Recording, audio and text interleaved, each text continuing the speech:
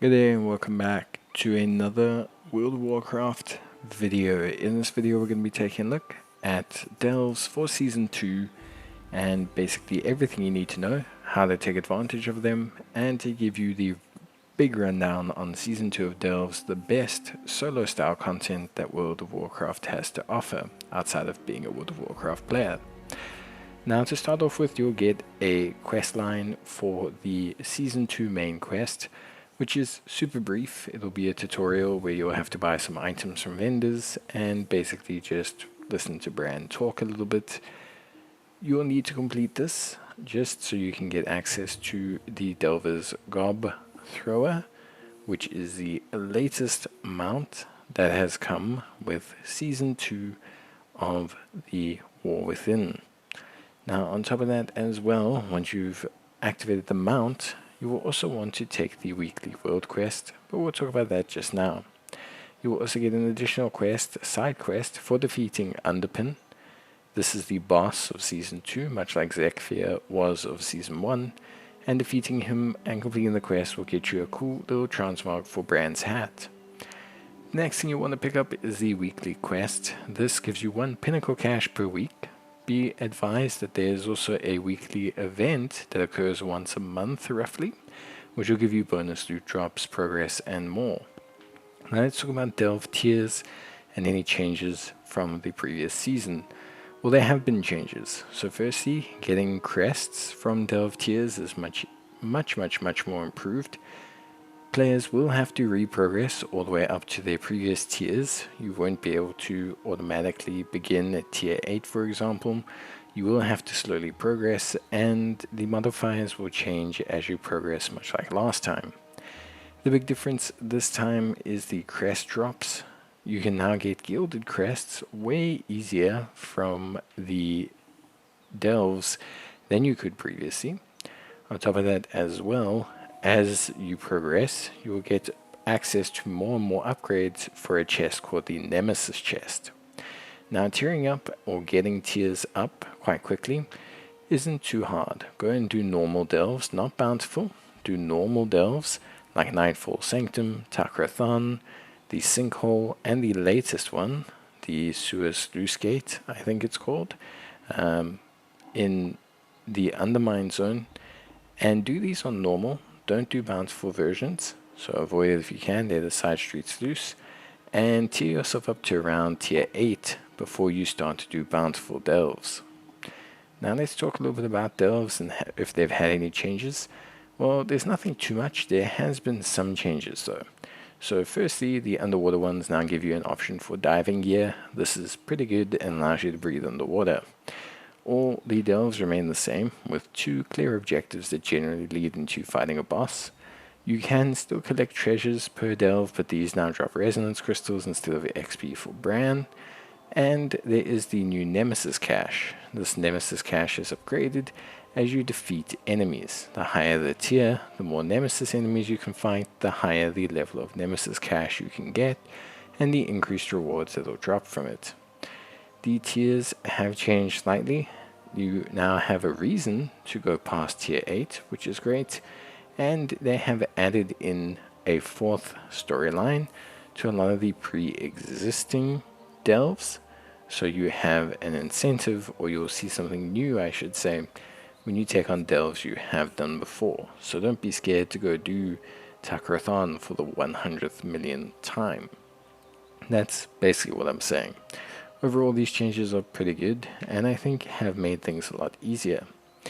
Now, the rewards from delves have remained the same. Standard delves will give you a standard piece of gear, 593, crests, valor stones, and crafting items. The ancient core will be rewarded to you for your very first clearance, ancient curio, and you can use this item to get your weekly progress bar filled for the Delver's seasonal rep, which we'll talk about a little bit later. Each single delve you run has a chance to drop curios. However, bountiful delves will have a chance to drop more curios. Progression rep also is locked per bountiful delve, not per normal delve. So to move your seasonal progress bar, you have to do bountiful versions. Speaking of bountiful delves, obviously bountiful delves remain the same. They'll reflect on your map with this little icon showing that they're bountiful. And to obtain your rewards, you will have to have a restored coffer key. Without it, you won't be able to access the bountiful delves. Rewards, you'll be able to do it, you just won't be able to get the access to the rewards.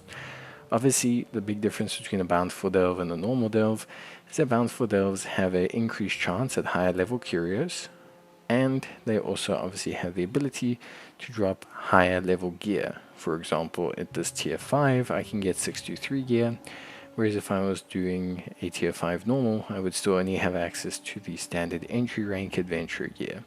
So coffer keys and bountiful delves are an amazing method of crafting and gearing up your character, but obviously they have their own limitations as well, which is something that players will want to be mindful of. They are also, generally speaking, filled with just a lot of rewards, but are somewhat time gated. However, crests, gear, there's tons of reasons to choose to run bountiful delves. Now, in terms of Delver'S bounties, Delver'S bounties have had a big change in Season 2. You are basically guaranteed a Delver'S bounty once per week. There is a mitigating factor, so if you don't get it in your first run, you have more chance of getting it in your second, more in your third, more in your fourth. Generally speaking, bad luck protection. Delver'S bounties work the same as they did before. Activating a Delver'S bounty will increase or add an additional loot reward at the end of your delve. You'll want to use Delver'S bounties only really from tier 8 bountiful delves onwards, and you can use them with standard delves. You don't have to use them with only bountiful, but it would just be strongly advised to use them with bountiful, just so you can hit 2 birds with 1 stone. Obtaining Delver'S bounty maps is pretty simple. You can actually buy an item for 2,000 undercoins that will magically spawn one, the wave scanner unit. However, you can also just have an underpinned pop up, much like Zekthia did in your delves. You can also actually have enemies drop the wave scammer item as well.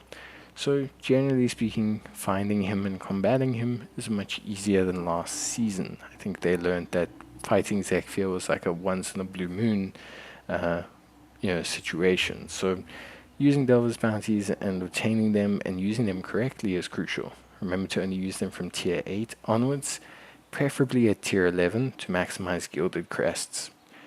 Brann has changed in Season 2. Brann now has a tanking spec, and you will get, or have to get, all new curios for Brann. So you'll have to get all your curios all over again. There are different ones this time. You will have to get them to max rank all over again. There is just a lot you'll have to do again, but Brann's level will carry over from the previous season.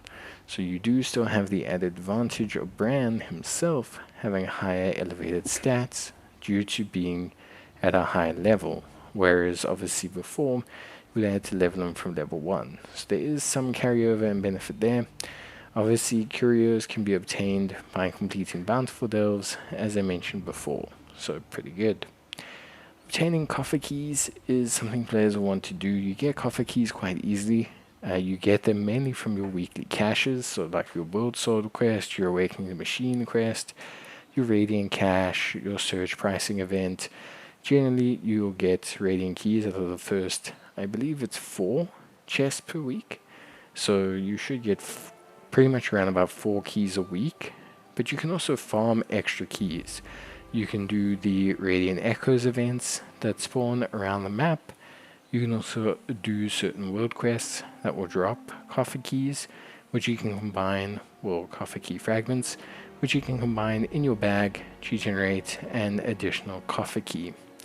Coffer keys are a little bit of a time gating for your character, but generally I found that I never really ran out. Like by the time I'd done my 4 or 5 coffer key runs for the week, I was pretty much tapped out when it came to bounties. So definitely is an incentive for you, and you can farm them if you really want to try and accelerate yourself, but you should accrue them quite naturally throughout the course of your play. So let's talk about vault rewards. The great vault rewards are based on your highest 3 clearances of Delver's bounties, so Delve tiers. So you won't get like your highest reward if you do 1 tier 8, 2 tier 7s. You have to do 3 tier 8s, 3 tier 9s, 3 tier 10s, etc. to upgrade your item level. I think tier 8 is still only the highest that contributes, but we'll have to see with all the changes they've made to tier 11, etc.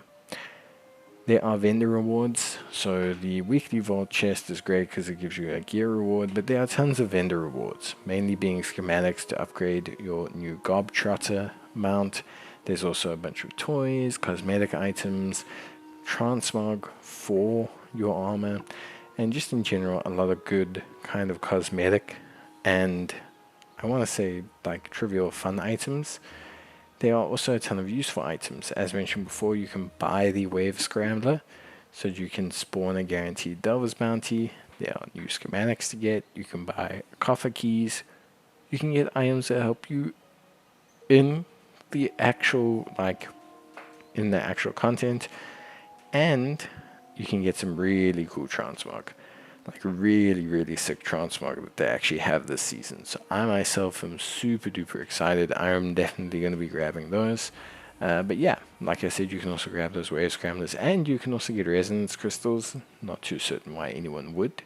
And you can also go and buy some crafting reagents. So if you're desperate for some rare crafting reagents that only spawn inside of Delves, or that are difficult to find inside of Delves, then you can buy that, and it should be able to assist you quite a bit. Your Delve track progress is based on how many bountiful delves you have done, plus the weekly quest that you can hand in. As you get it to max rank, you'll be able to buy more items from the item vendor, and most importantly, you'll be able to buy the Where We Thrive warband background, which is pretty cool.